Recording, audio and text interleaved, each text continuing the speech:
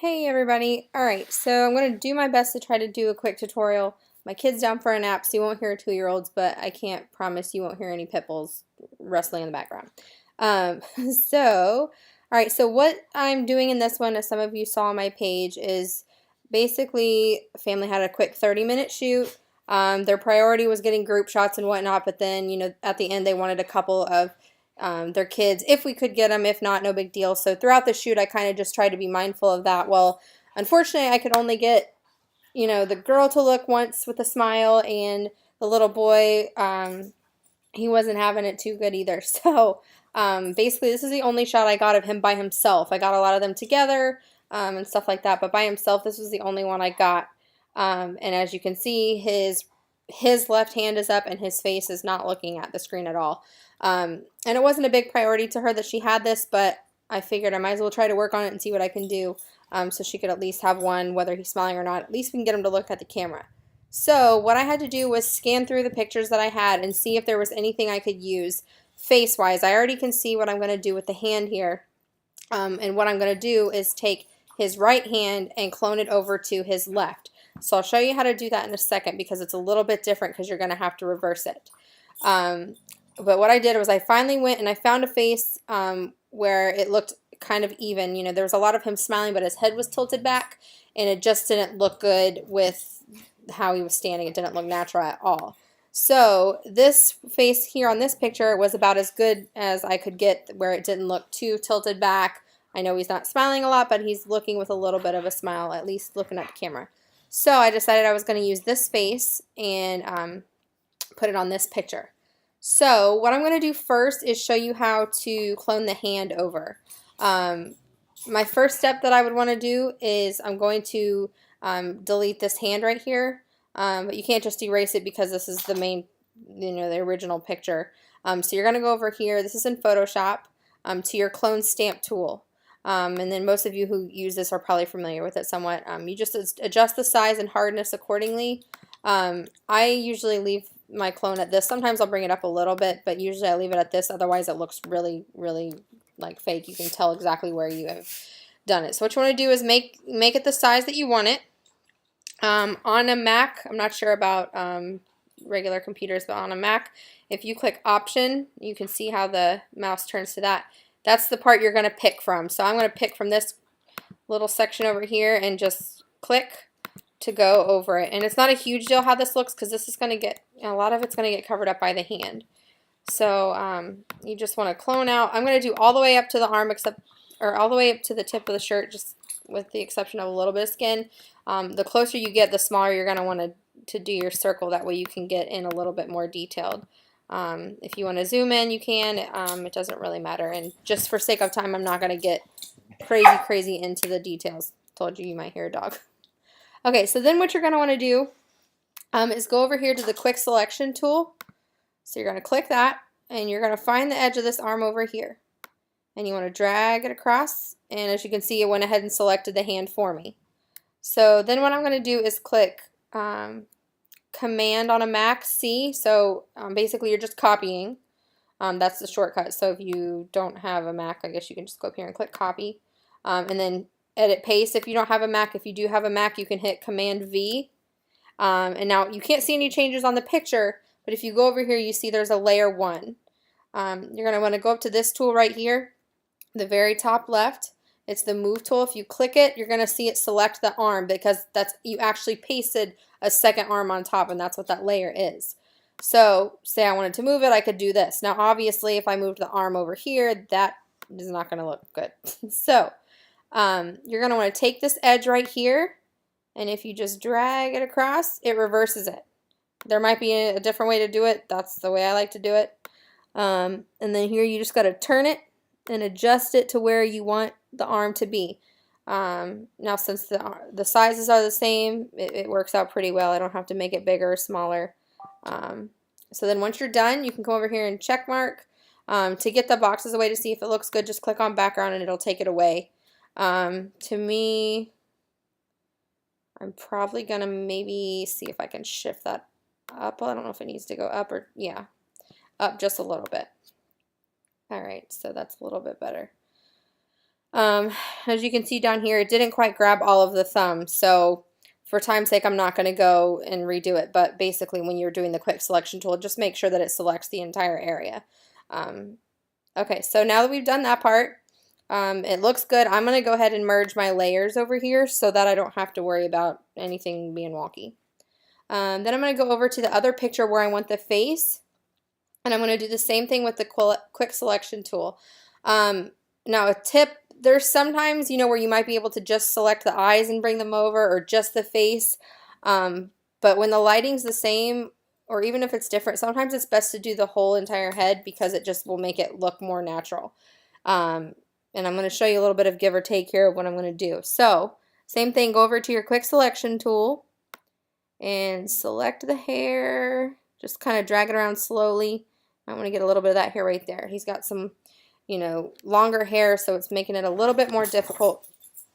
But once you've selected it, same thing, you're going to want to copy it. So Command-C or Edit Copy up here if you're not a Mac. Go over to your other picture, and what you're going to do now is hit Paste or Command-V if you're on a Mac. As you can see, there's this little head, floating head now. So, same thing, go to the Move tool. It looks to me, if you put it right beside, his head's a little smaller here. You are going to want to zoom in for this. So I'm going to go ahead and zoom in because you're going to want to be able to match. If you see down here, this matches pretty well, except obviously of the size. So I'm just going to go ahead and drag it, make it a little bit bigger. And you got to be careful, you don't want to make it too big or it's really going to look silly. And when I come down here, it doesn't quite match. So I'm going to tilt it just a little bit. And I'm just going to keep adjusting. And of course you'll have to pull out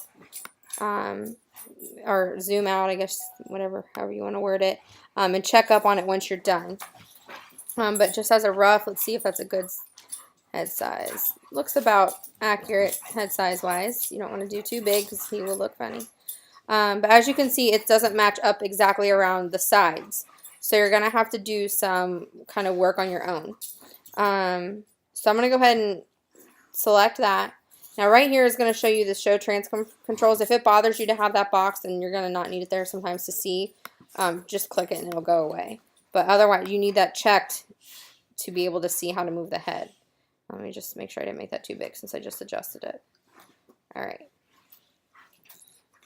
Now if you look down here, it's not quite matched up. I don't want to do too nitpicky for sake of time.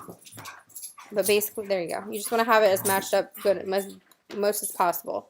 Now what you can do is you can either click erase and go over. I like to do the layers over here. That way I can kind of delete if possible, or make it a little bit different, I guess, easier on me. So you click add layer mask and make sure you're on layer 1 and it's going to make it white.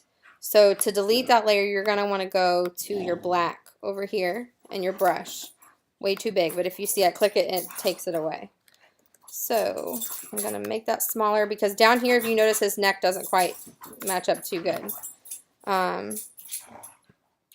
So let's see, it looks like I need to make some adjustments to make his, I'm trying to think what I did last night, to make it look more accurate.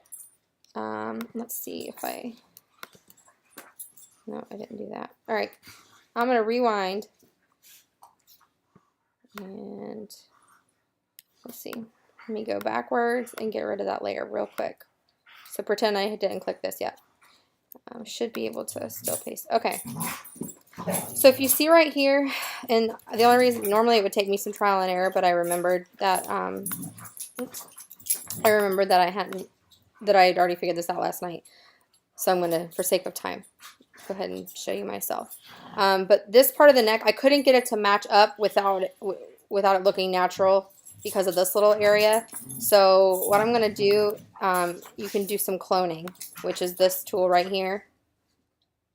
And just do the same thing where you click option to select where you want to do it from and kind of go over. He's going to look like he's going to have a fat neck at first, but we'll fix it, don't worry. So just kind of come over here and clone out some of these areas. And it doesn't have to be perfect yet, because if I remember right, I'm pretty sure I did some more erasing and stuff like that.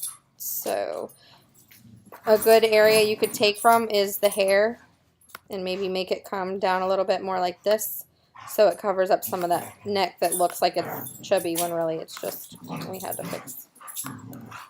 fix it a little bit.